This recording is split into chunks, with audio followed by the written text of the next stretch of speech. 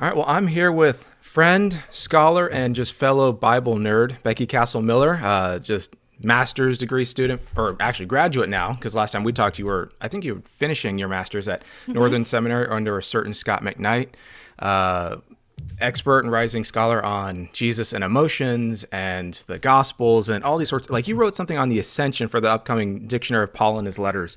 And I I'm just reading your did, CV. yeah. I'm like, okay, so I'm not talking just a fellow nerd. I'm talking to like the nerd who's actually writing stuff on Ascension. So that's really cool. So everyone, welcome. This is Becky, and we're just gonna have a fun conversation about Jesus, mental health, emotions, all that sort of stuff. So welcome to this weird little side of the YouTube landscape. Thank you. I'm really looking forward to this conversation. I've enjoyed our conversations on Twitter and Facebook, and so I'm glad that we get to speak face to face. This is fun. This is fun. So tell me, so being in ministry and being a mom, being a scholar. I mean, everyone does the whole, as a woman, how do you do it? They never ask guys that. They just, you know what I I mean. know, right? So parent to parent, scholar to scholar, all that sort of stuff. For me, the hardest part is just finding that balancing act. And so, with your calling, your gifts, your mission, and all that, where do you find? How do you kind of work with that sort of reality? Because the assumption is, of course, oh, women do all these things. It's like, oh, the men just do all this stuff over here. So if hmm you don't mind, just kind of give us a little bit of your background and kind of your calling, and kind of where you see yourself in the landscape, if you wouldn't mind. Sure. Well, as you and I were just saying before we started the video, we both have our kids home today, and we're trying to balance that. My kids don't have school today, which I forgot when I scheduled a bunch of video meetings today. So, like right before this, I had a pastoral counseling video call, and my kids were coming in like, "Mommy, what about breakfast?" Um, and Oh, that's right. I forgot to give Nolan. No, I did give Nolan breakfast. Oh my God, I'm sorry. I'm a terrible I parent. did it because my husband was like, "Oh, I'll make some eggs for breakfast." So I'm like, "Great, I'll go on my call." And then he ran to the grocery store, and I'm like, "Oh, you didn't eat. Crap. Okay." So like my husband was just running to the grocery store to pick up some things, and he brought back KFC for the kids, so they're eating lunch. So and I was like, "Okay, can you guys be quiet? Because I've got a YouTube interview." Like last night, I hosted a live event for Seminary Now, which is where I'm working right now as a program manager. Oh, there's my cat. And so like he was feeding the kids dinner and took them out for ice cream while I was doing a live event. So though we started our marriage in complementarian spaces, we have evolved over time to coming to an egalitarian view of ministry and marriage. So now I would say we partner much better, and he supports my calling and sees my ministry calling as valid and important. And he sees me as the spiritual, not spiritual leader, because I don't like saying either spouse is a spiritual leader. Right. Like we Yeah. both need to have our own relationship with God, but he is he's a senior director at Salesforce. Like he is in tech and data science and, doesn't work in ministry. So he calls me like, yeah, the pastor of the family. He's like, "Oh, it's so great to have a Bible scholar on speed dial. Like if I have a Bible question, I can just ask you." Or then I'll point to like my bookshelves. I'm like, "Okay, well, like if you want to know the answer, honey, like let me point you to the right shelf." So, We're um, basically walking Wikipedia entries, except we're a little more peer reviewed on that. yeah, we're kind of like, walking works cited pages, right? Like, well, I can tell you the 5 scholars you need to read on that. And after you've gotten through those 1,600 pages, Hmm. then you can discern which view. And he's like, "I don't have time for that. Just like, tell me what you think. And I'm sure it's fine." So there's definitely balance, and I don't do it alone. Like right now during the pandemic, we've both been primarily working from home. Hmm. He used to travel extensively for work back when you could travel for work. And so we had an au pair while we were living in the Netherlands. I feel like I'm just like jumping into the details, and I didn't give the broad overview. Broad overview is we spent the last 8 years living in the Netherlands. I was working at an international church. He was running a data consultancy in Belgium. And we moved back to the US a year and a half ago, and we're in Chicagoland now. Um, and I finished my master's at Northern Seminary, and I'm now working at Northern Seminary, which has been really fun because every time I go into work, Scott McKnight is like, "Hey, I've got more books for you." You can't see it, but besides the beautifully organized bookshelves, I am just like surrounded with stacks of books that I don't have space for, which is, I have a feeling Scott and Craig Keener have a secret bet to see who can publish more by the time they die, and Craig's winning only because of the endnotes that just expand the well, book. Craig is winning because he'll do one book that's this thick. Yeah, if you go Right. just So like page count, Craig is winning. it takes Scott like 5 books to equal one of Craig. So I mean it kind of balances out. So right now I am applying for PhD programs in New Testament, working at seminary now, doing online video courses, which is a blast. Like we just did a course with Michael Bird. We just did a course with Craig Keener. We've got 2 coming up with Scott. We're doing a course with Lucy Peppiatt in a few weeks, which I cannot wait to meet her. I'm so excited. So I just get to go to the film set and like nerd out with my favorite scholars and then edit these courses and help market them, which is so much fun. We've recently become Anglican. Our church in the Netherlands was kind of Assemblies of God, kind of non-denominational, very international, very multi-ethnic, very diverse. And now we're in Wheaton, which is largely white and monocultural, which has been a huge adjustment for us. And we're going to an Anglican church now. So that was a really rambling overview of what my life has been. I asked you the rambling question, so it's really my fault. But and no, I have 5 kids, I guess, to wrap it up. Like my oldest is a sophomore in high school and my youngest is in 1st grade. So you mentioned, ministry, partnership. It's one of those things I couldn't have been where I am without my wife doing all that she does and me doing all that stuff for her. And there's that, as you said, that kind of reciprocity. It's weird talking about terms in leadership, but I think that's why McKnight or Scott, Dr. McKnight, I never know what to call people. I call him Scott. And then people are like, you mean Dr. McKnight? I mean, no, I mean Scott, like my goofy friend that I'm constantly texting with on Facebook Messenger. Well, it gets bad with Australia, because Australia, there's no formality. It's like, hello, Dr. Bird. And he just, hi, Mike. Right. Kind of thing. Yeah. But you'll notice, like, I was really curious. You mentioned work in ministry and how you come from kind of a complementarian background. And of course, as time evolved, understanding of scripture evolves and interpersonal relationships, dynamics evolved. Was there something, obviously you can't speak of perhaps a punctiliar event that, oh, yes, that was my baptism moment or my conversion moment. But was there kind of a story there that might kind of help the viewers kind of understand going from one position or life? It's not just a position, as if a position doesn't impact how you live, breathe, eat, and talk and all that. Do you recall just kind of maybe a seminal event that kind of maybe shifted your understanding of scripture and or relationships that might kind of have led you into ministry and the gifts and calling that you clearly have now as a scholar and a minister? Like, do you have something in mind? Yeah, it was a process. I grew up as a pastor's kid. And my dad was also an Army chaplain. So I had a really diverse set of church experiences interacting with his colleagues who were Catholic chaplains and Jewish chaplains. So, and chaplains from all different denominations, and going to the very ecumenical military chapels. So I was exposed to a broad stream of Christianity, but I think probably largely because my parents chose to homeschool us, we ended up, I would say, primarily being influenced by very conservative and even fundamentalist forms of Christianity, which tend to be very patriarchal. My parents both came to follow Jesus in college through Young Life. They actually met in Young Life.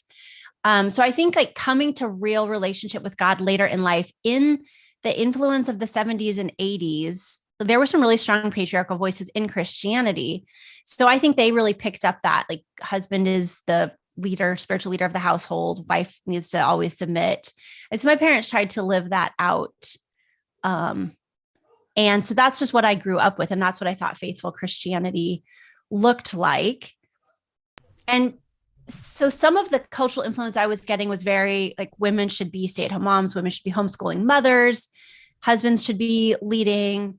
And yet in high school, I was really involved in an Assemblies of God church where women were ministers and missionaries. Especially, I saw a lot of women as missionaries, but I didn't really have the biblical skills to muddle through all of that on man. I was trying to read the Bible. And so I'm reading 1 Timothy and being like, well, I mean, I want to take the Bible seriously. I want to obey God. And here it's like talking about like women not having authority and women being silent in church, and like trying to read Paul's letters to the Corinthians. And I had no Bible scholarship training to understand how to read that. And because I had so much fundamentalist training, I was reading it literally, woodenly. And yet I could tell I had spiritual gifts and a drive and passion for ministry. I mean, at 16, 17, 18, I was teaching junior high Sunday school, and I was so bored with the curriculum they had at the Christian bookstore. I was like, let's just write our own curriculum.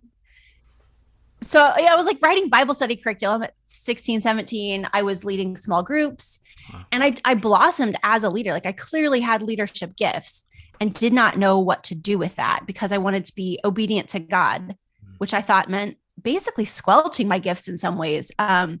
And I thought maybe I wanted to marry a missionary or a pastor because pastor's wife or missionary's wife was kind of what I had seen women do in the church. Thankfully, my youth pastor gave me opportunities to teach and to lead and to preach and to speak. So I developed those gifts, I think, even without knowing how they were okay or like how this was going to play out in my life. So I married someone who was also passionate about missions, and we planned to go overseas and then got caught in that just American struggle of paying off student loans, trying to afford apartments. And I got really involved in like some subcultures as a young wife that were like related to Vision Forum and the Quiverful movement. And so I was like, I need to quit my job and like have kids. And so I felt kind of like rushed into having children. Long story short, we moved to the Netherlands, actually with my youth pastor from high school who'd become a missionary. And so he was just continuing to affirm my gifts. And I grew and grew, and my leadership capacity increased.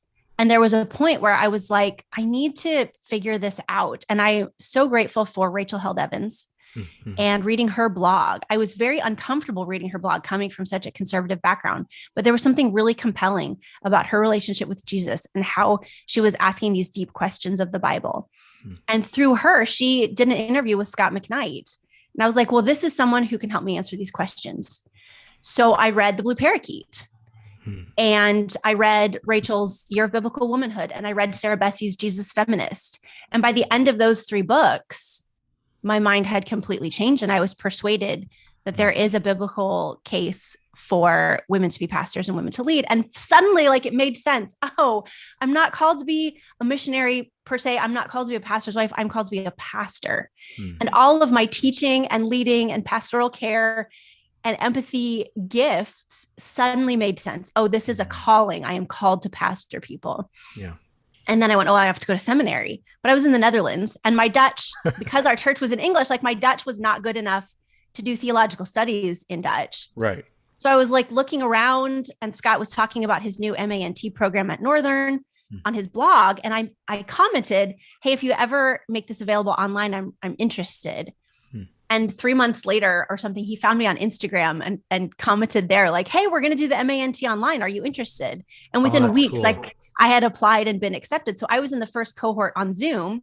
Oh, like, we were doing Zoom classes before it was cool. I was just going to say, I'm like, y'all made Zoom cool. Y'all the original cool. Zoomsters. Yeah, we did. We're the OG Zoom class. We did I was in the 2016 MANT cohort, Masters of Arts in New Testament.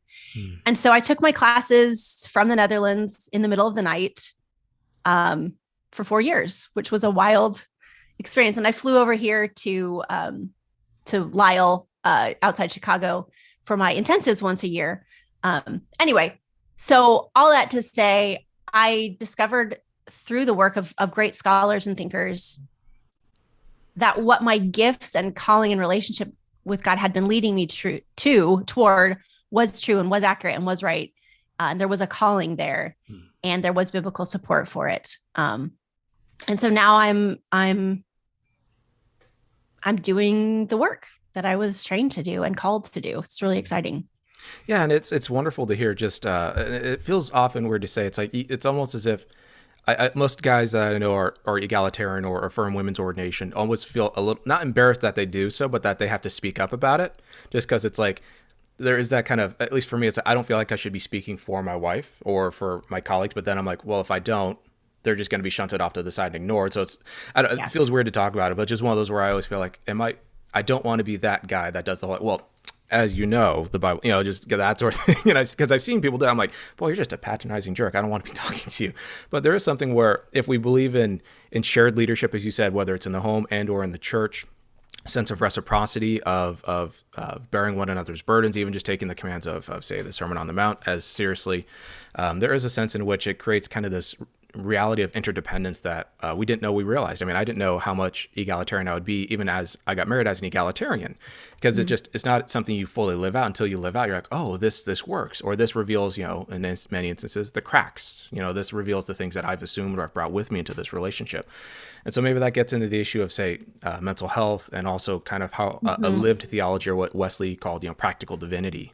And so speaking of emotions and kind of life and all those sorts of things, your master's thesis, I was able to read a little bit of it, but I know it's being turned into a book. And so I'm really excited to hear more about that. But could you just, for our viewers, just what was kind of the broad scope of your master's thesis on Jesus and emotions? And we'll get into how vital your research is specifically for the life of the church, especially, as you know, I'm sure, in a post-COVID or post-pandemic world. Turns out mental health is something the church didn't know it needed. So if you wouldn't mind just speaking to that, and then we'll kind of go into what this actually means for the life of the church. Sure. My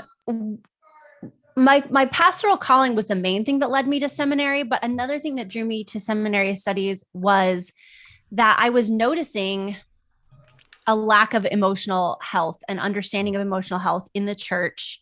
And it had been kind of this weird hobby of mine for a few years to read about abuses in the church, and understand the sovereign grace abuse cases. For example, the Vision Forum abuse cases.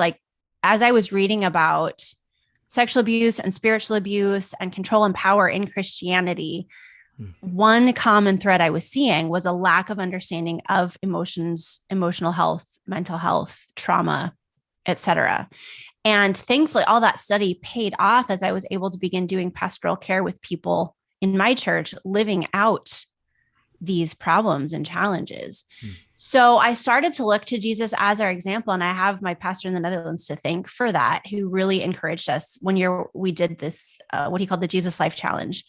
And we read through the Gospels 3 times in the year as a church. So basically reading a gospel a month. And as I was doing that and working on this emotional angle, I saw how emotional Jesus was and how our teaching in the church did not line up with his example. And I started trying to write a book probably 6 or 7 years ago now, and then realized I didn't have the research skills to do it. I could look at the Bible text and I could draw lessons from it, but I knew I wasn't pulling from the secondary sources that I needed to really understand this. And so that was another goal. So I went into seminary knowing that I wanted to write a thesis on Jesus and emotions. I knew that from the very beginning. Because I was doing so much discipleship work, Scott kept pushing me do a thesis on discipleship. So I combined the two, and I did a thesis on emotions and discipleship. So I made both of us happy. So there's a chapter of my thesis on some of the poor teaching on emotion that's been in existence in the church. I examined current discipleship curriculum, and either emotion is absent completely, discipleship books don't even touch on it, or there's some questionable teaching in Christian books that castigate emotion, misunderstand emotion, even to the extent of calling emotion sinful. So I looked at the history of discipleship, what's being taught. I did a small survey to look at how my peers had been damaged by bad emotion teaching in the church, how that impacted them. I did a historical section where I pulled quotes from Christian books about emotion that show how we got where we are, including the 4 Spiritual Laws Tract, which has a whole section on not trusting your emotions. So this Bible tract that's been printed, I think 2 billion times, teaches us from the very beginning of the gospel message not to trust our feelings. So it's no wonder we are where we are now. And then I wrote a chapter on Lisa Feldman Barrett's theory of constructed emotion. She's a neuroscientist, and she has been doing the most cutting edge work on what emotions are and how they work in our brain from a neuroscience perspective. And talk about mind change. Her research convinced me to change my mind on the emotion theories I had been believing and understanding. And then I did a big section on Jesus's emotions, and I only had space for 3 because my thesis is already twice as long as it was supposed to be. I was going to do 6. So I did 3 of Jesus' emotional expressions and looked at how his culture and language and experiences shaped his emotion concepts that he was constructing, and what example that was for his disciples. And then concluded with this idea that we need to disciple our emotions just like we disciple every other aspect of our lives as followers of Jesus. We disciple how we use money, we disciple how we use time, we disciple how we approach prayer, but we also need to disciple our emotions because we can learn a lot from Jesus' wild and free emotional expressions. So that last bit was the shortest bit. Like I wrote it 2 days before graduation, but that idea of discipling our emotions is what I'm expanding now on in this book that I'm working on. Like, what does that mean? How do we actually do that in a practical way? And so thinking about Jesus and emotions and kind of the reinvigoration of this as a study, right? This is, of course, calling it study makes it sound academic as if that has narrow bearing on the life of the church.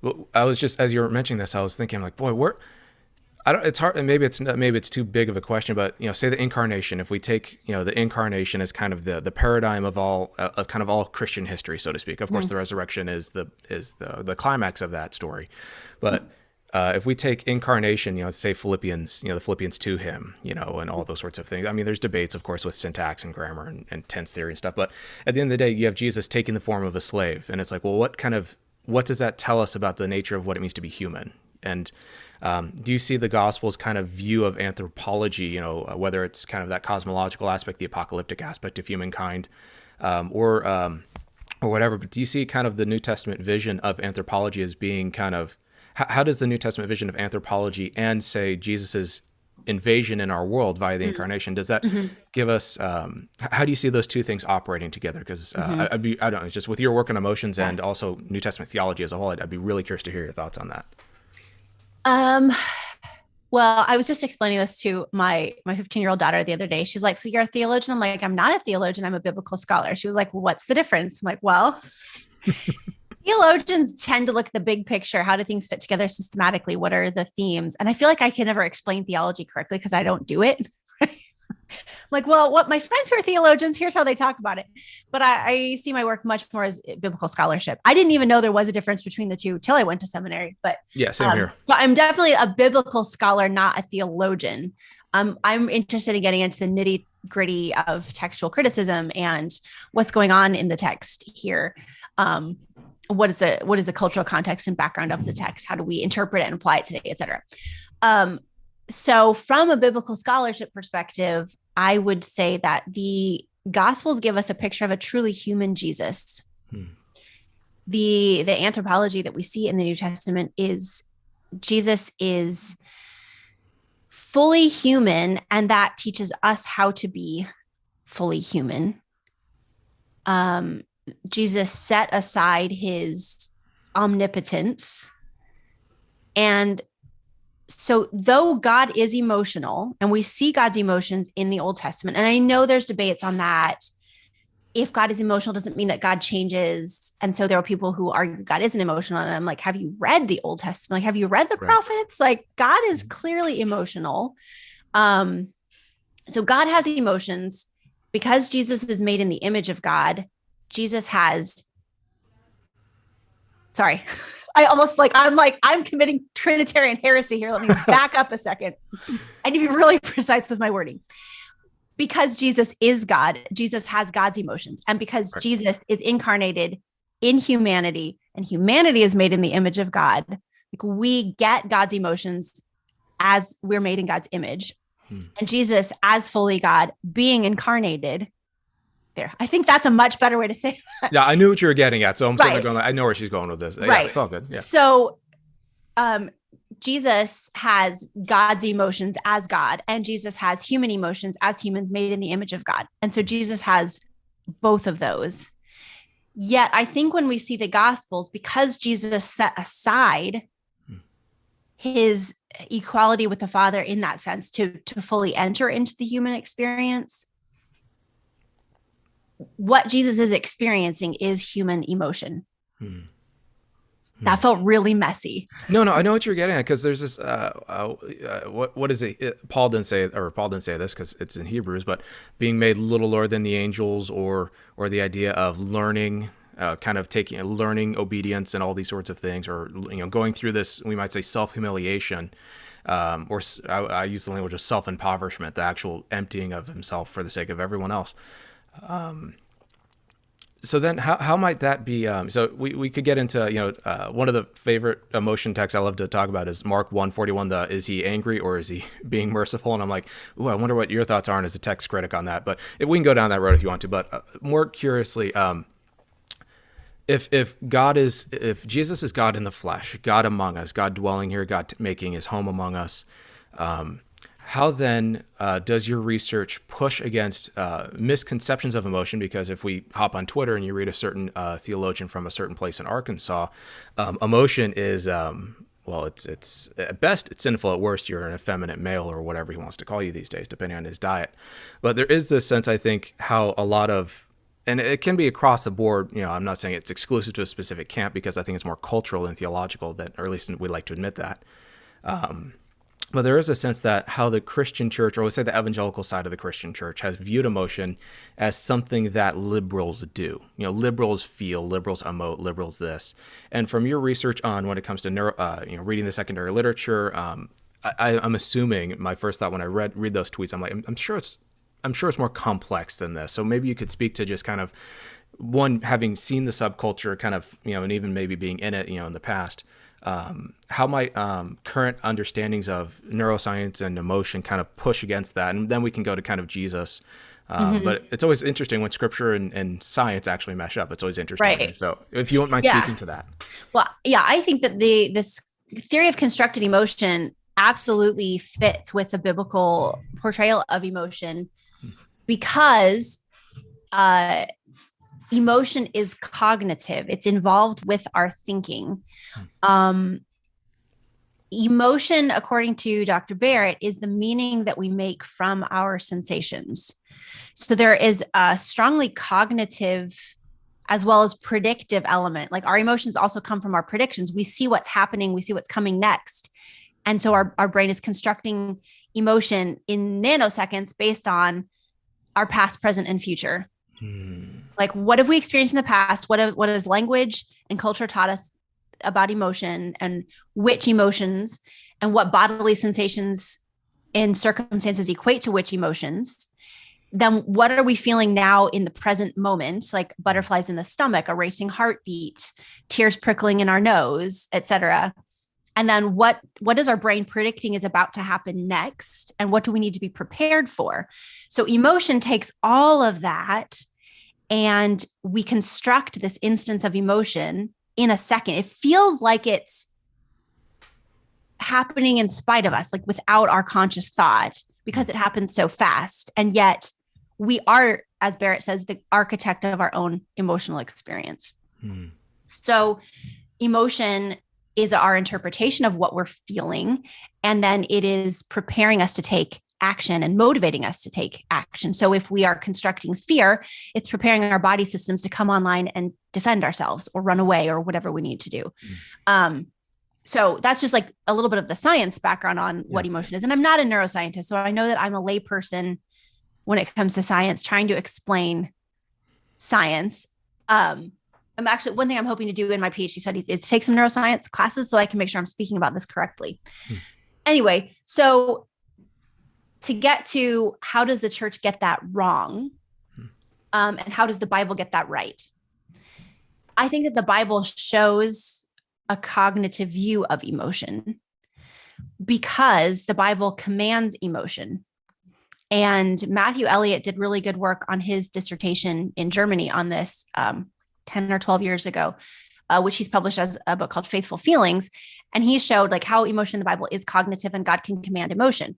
Well, how can God command emotion if it is something that happens to us involuntarily? That would feel really unfair for God to say, you have to love your enemies. But if emotion is something that you can't control, like, how is that fair for God to tell us to do it? Right. We end up beating ourselves up, trying to contort ourselves into denying what we're really feeling and fake feelings that we're not really feeling. And we tie ourselves in these emotional knots when we think we have to strong arm our emotions to be obedient to God. So I think that's where the more conservative branches of the church get it wrong. Because the idea is that emotion is uncontrollable, but you can strong arm control of emotion. Whereas if we look at this neuroscientific view, when we change our emotion concepts over time, we change the emotions that we construct in an instant. So it is very hard and almost impossible when you are constructing an emotion, you're feeling an emotion in a moment. It is very hard to shove that back in the box and pretend like you're not feeling it or force it to become something else. It's this really intense internal battle that wears people out. Yeah. Whereas if you understand over time, I will become more Christ-like through the power of the Holy Spirit. And as the Spirit transforms my mind and renews my mind, the Spirit is also renewing my emotions. And as I learn emotion concepts from Jesus, and I take on compassion for the poor, and I take on zeal for God's house, and I take on holy anger against injustice, and I take on joy and delight of the work that God is doing in the world, just as some examples. I learn those emotion concepts from Jesus. They become part of me. The Holy Spirit renews my mind. And then in a moment, when I see someone who is in poverty, that emotion concept that I learned from Jesus, my brain is going to construct that, and I'm going to experience compassion that takes action on behalf of the poor and marginalized. So I think that to tie that all together, this idea that emotions are dangerous, emotions will lead us to sin, don't follow your feelings because they're always going to lead you into sin, don't trust your desires, that whole package of what I believed about emotions growing up just leads to exhaustion and a feeling of never being able to win or beat ourselves. We just beat ourselves up. Whereas if we look at emotion as cognitive and as a constructed concept, and we learn new concepts over time, and we're patient with the process that God takes us on, over time, we will develop more Christ-like emotions. And then those will naturally construct those in our Spirit-filled life. And it's just a much more gentle, accepting, self-loving way to experience our emotions. And one last thing I should say on it that I meant to say at the beginning is that we have to differentiate between feeling, emotion, and desire. Those are three different things. Okay, yeah, I was going to ask. I was curious. Yeah. We conflate them. And when we conflate them, I think that's also where we run into problems. So I actually have a section in my thesis where I differentiate those terms. A desire is simply wanting something strongly. Desires can be good, desires can be bad, but to believe that we have to inherently deny every desire because every desire is going to lead us to sin is really unhealthy. Right. Desire is important. God gave us desire. And as we grow in love for Jesus and love for people, we will desire more and more godly things. But even desires for bad things, like the desire itself is not sinful. It's only when we act on a sinful desire that we sin, but we don't need to be afraid of desire. We can either follow the desires that come from the Spirit or master sinful desires by the power of the Spirit. Like it's all about the Spirit's work in us. A feeling is a physical sensation. I feel cold.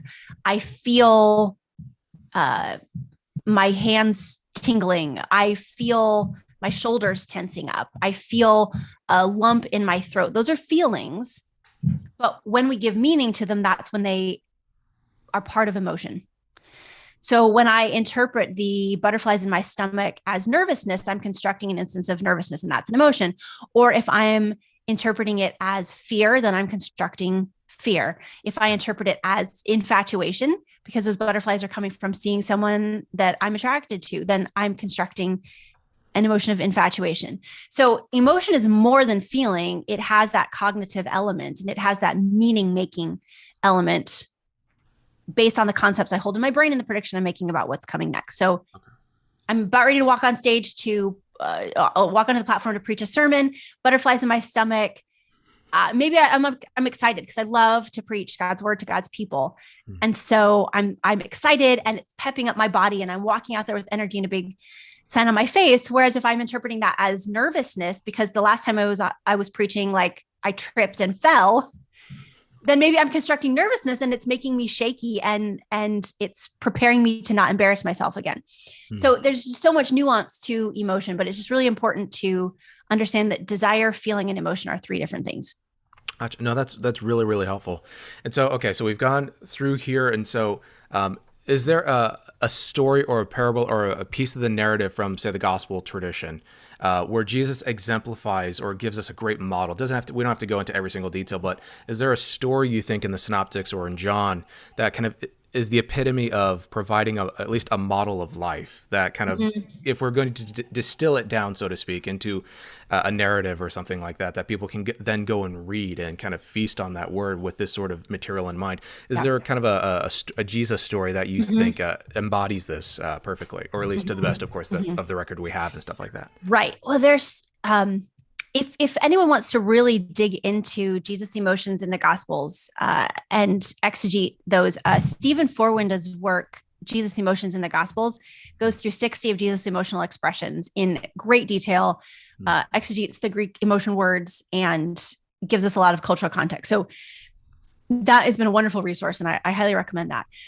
One that comes to mind that's a really complicated emotional situation for Jesus is Gethsemane. I don't know if it's like cheating to jump to the most dramatic example, because there are a lot of less complicated and less dramatic examples of emotion. But that was interesting because it gives such a complicated picture. And you really do need to pull together a synopsis of the different accounts of Gethsemane to see the full picture of what's going on there, because each gospel writer gives their own details and their own flavor. And when you put them all together, you see this whole scene stretching out. And Jesus is, he seems to be afraid. He seems to be terrified. DL Mayfield was just asking on Twitter the other day, do you think that Jesus was having a panic attack in the garden? And I think yes. I said, yes, I think he is. I mean, the physical symptoms he has seem congruent with what we would call a panic attack today. Yeah. So he seems to be having like a mental health crisis, a physical crisis, as well as an emotional crisis. He is so desperately disappointed in his friends because he was leaning on them for support and they failed him. He has a sense that his betrayer is coming. So he's feeling that deep human devastation of betrayal of a close, trusted friend. He knows suffering is coming and he has the human desire to avoid it. And yet he's wrestling with God in prayer. And there's this deep emotional trust in the Father that is put to the test. And then we know from Hebrews, if we pull that in, that it was for the joy that was set before him that he endured the cross. So the gospel writers don't give us that, but we know, like looking at the biblical picture as a whole, like he's also got joy in anticipation of joy and anticipation of victory, which is a strong motivating emotional power. So it's a really complicated emotional scene. And ultimately he's wrestling with, will his emotions motivate him to take action toward obedience, or will he run away from what needs to be done? And Rodney Reeves, one of my seminary professors, pointed out that from the Garden of Gethsemane, and now I've been there and I experienced, I can see it. You look down the valley and then you look up the other hill to see Jerusalem up on the hill. And from where Jesus would have been in the garden, he would have seen the line of torches coming down from the city and up the valley toward him. He would have seen Judas and the guards coming for him, which is... He sees the sword of Damocles swinging. Terrifying. Yeah. And yet up over the hill, if you go up Gethsemane and up over the hill, like 6 kilometers away is Martha's house in Bethany. And I just wonder if he wanted to run to his safe friend's house.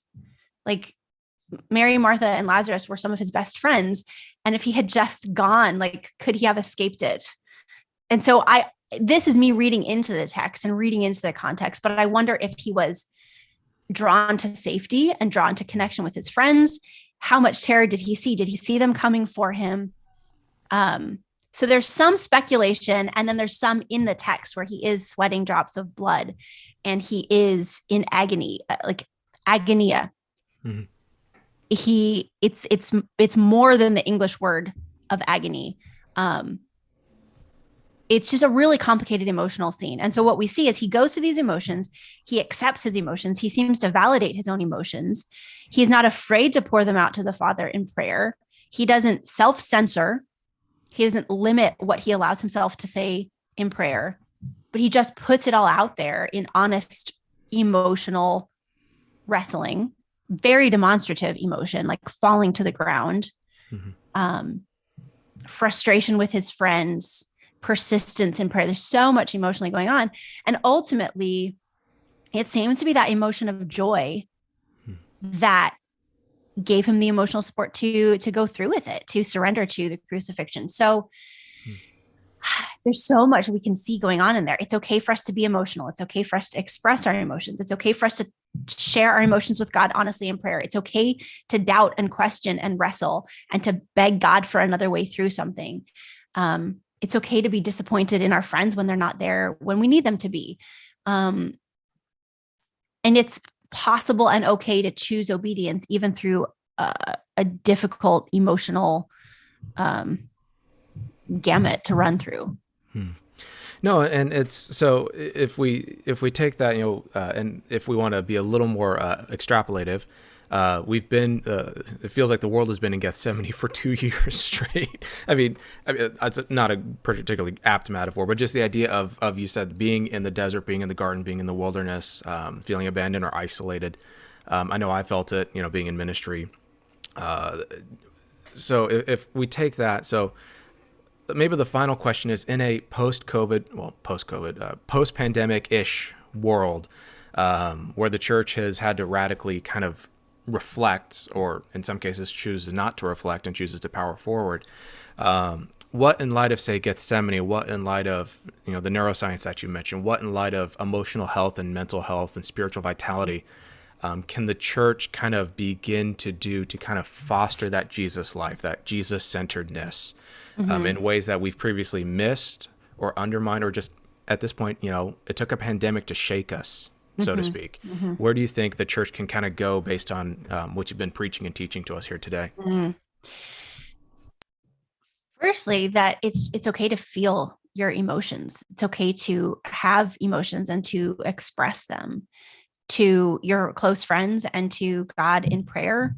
Publicly, just express your emotions as you need to. That's okay. And you can express hard emotions to God in prayer. You can express doubt. We all have been living on this brink of death, right? Like we see people dying from COVID, hundreds and hundreds of thousands of people all over the world dying, horrible, suffering deaths. And we see that coming for us. Like, could it be me?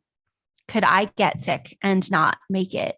So there is that fear of death and fear of suffering and fear of physical pain that we're experiencing. And that shakes you as a human. We want to keep living. I think most of us have a fear of death, which keeps us alive, which is a good thing. But we have this fear that we're carrying. And then I think there's a way that we can seek God in that and seek the good of others, even in our own self-sacrifice. And that feels maybe like a little bit of a stretch. I don't know. But Jesus was willing to set aside his own rights and his own preferences to serve others. And I've seen a lack of that same self-sacrificial spirit in many Christians in the pandemic. And that makes me sad because we're not being like Jesus. Why are we so resistant to avoiding public gatherings? Why are we so resistant to wearing masks? Why are we so resistant to getting vaccinated? Why are we not willing to put aside our own comfort and preferences to serve others, like to serve the most marginalized and vulnerable? I feel like we've not been showing Christ likeness in our lack of willingness to sacrifice to protect other people. And yeah, I know that we all do strange things when we're afraid, and we're all afraid. And some people are afraid of our rights being eroded. They're afraid of not being free. They're afraid of their liberty being truncated. And that's an understandable fear. And so some people are acting out of that fear. whereas others are afraid for themselves or their loved ones who are immunocompromised, for example, or disabled and have been stuck in their house for 2 years. And we're saying, well, I'm afraid for them, so I'm going to lash out because I'm acting out of my own fear. So there's people with different fears all lashing out at each other. And those fears are understandable. Those fears are valid. But I would just want to encourage all of us to wrestle through those fears and choose self-sacrifice, choose serving others. What is the thing that I can do that will keep other people safe and healthy, and do that? So maybe those are some pandemic lessons that we can learn. I hope that I don't know. Like, is that too much of a stretch? No, I totally get what you're saying. It's one of those things. It's often difficult when you're in the church to kind of pull yourself out of the bubble without the bubble popping, and kind of reflect and reassess and all of that. So I think that's helpful. Last question. So as a minister, as a scholar, as a colleague, if you were to take your research and you were to preach a sermon on one text, and you can't do Gethsemane, so we'll leave this. Right. So it's coming up on Sunday. I've invited you to preach. I've got a mega church, and I'm putting you up on the pedals, and we're like, Becky's preaching on, I don't know, mega church. I just said that and I feel gross.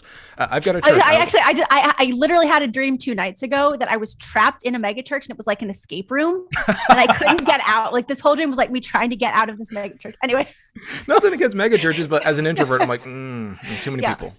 If I were to call you, hey, Becky, I need you to come preach on Sunday, and bring your research, bring your gifts, bring all that, what would you preach on? And it's a little on the spot, but I'm always curious to hear what people say. Luke 4:14-30. And ironically, I am actually in that literal position. Our pastor here called me a few days ago and said, hey, can you preach for me in a pinch? The lectionary reading is on Luke 4. And I was like, oh yeah, absolutely. No problem. That's what I've just spent the past 4 months doing for my dissertation proposal. Like, not a problem. I have read every commentary on that passage. Let me just put 20 minutes together. The problem is I have too much stuff. So it's funny. I'm actually in that situation, but I would preach on that passage. It's Jesus' inaugural sermon in Nazareth. He's come out of the desert after his baptism, and he's preaching to his hometown crowd, and he reads from Isaiah 61 and 58. The Spirit of the Sovereign Lord is upon me. He's anointed me to preach good news to the captives, to open the eyes of the blind.